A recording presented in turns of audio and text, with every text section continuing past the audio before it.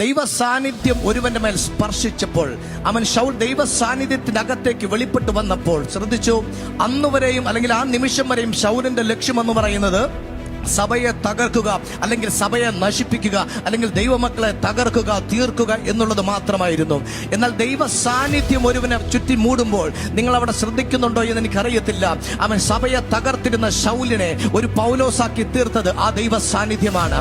അവൻ ശൗലിനെ പൗലോസാക്കി മാറ്റിയത് ആ ദൈവ സാന്നിധ്യമാണ്. ദൈവ സാന്നിധ്യം ഒരു വ്യക്തിയെ സ്പർശിക്കുമ്പോൾ ഒരുപക്ഷെങ്കിൽ മാനുഷിക ബുദ്ധിമണ്ഡലങ്ങൾക്ക് ചിന്തിക്കാൻ കഴിയത്തില്ല ആ വ്യക്തിയിൽ ഒരു മാറ്റം സംഭവിക്കുമോ എന്ന്. അല്ലെങ്കിൽ ഒരുപക്ഷെ ചില ആളുകൾ വിളിക്കത്തില്ലേ, നിങ്ങൾ സേവിക്കുന്ന കർത്താവിനെ എനിക്ക് വേണ്ട, അല്ലെങ്കിൽ ഈ ദൈവം ജീവനുള്ള ദൈവമല്ല എന്നൊക്കെ നമ്മളോട് പറയാറില്ലേ. സുവിശേഷം പറയുമ്പോൾ ഒരു ചെവിയിലൂടെ കയറ്റി മറ്റു ചെവിയിലൂടെ ഇറക്കി വിടാറില്ലേ.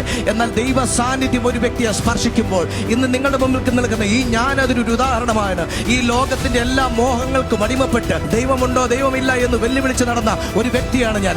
എന്നാൽ എന്റെ കർത്താവിന്റെ സാന്നിധ്യം എന്റെ മേൽ അവൻ സ്പർശിച്ചപ്പോൾ, അവൻ ഈ ബൈബിളുമായി നിന്ന് നിങ്ങളുടെ മുമ്പിൽ ദൈവവചനം സംസാരിക്കുവാൻ എന്നെ ദൈവം ബലപ്പെടുത്തിയെങ്കിൽ, അവൻ ദൈവ സാന്നിധ്യം ഒരുവന്റെ മേൽ സ്പർശിച്ചാൽ അത് അവന്റെ മേൽ രൂപാന്തരം വരുത്തുന്നതാ. ദൈവം രൂപാന്തരം വരുത്തിയാൽ മാനുഷിക ബുദ്ധിമണ്ഡലങ്ങൾക്ക് ചിന്തിക്കാൻ കഴിയാത്തവണ്ണം ദൈവപ്രവൃത്തി ഒരുവനിലൂടെ വെളിപ്പെട്ട് വരുന്നത് നിങ്ങൾ എത്ര പേർ തിരിച്ചറിയുന്നുണ്ട്, എത്ര പേർ പ്രാർത്ഥിക്കുന്നുണ്ട്? എന്റെ ജീവിതത്തിൽ, എന്റെ തലമുറയുടെ ജീവിതത്തിൽ, എന്റെ കുടുംബത്തിന്റെ അകത്ത്, എന്റെ സഭയ്ക്കകത്ത് അങ്ങനെ ഒരു രൂപാന്തരത്തിന്റെ പ്രവർത്തനം എന്റെ കർത്താവ് തുറക്കണമെന്ന് ആഗ്രഹിക്കുന്നുണ്ടെങ്കിൽ ആത്മാവിൽ പ്രാർത്ഥിച്ചോ.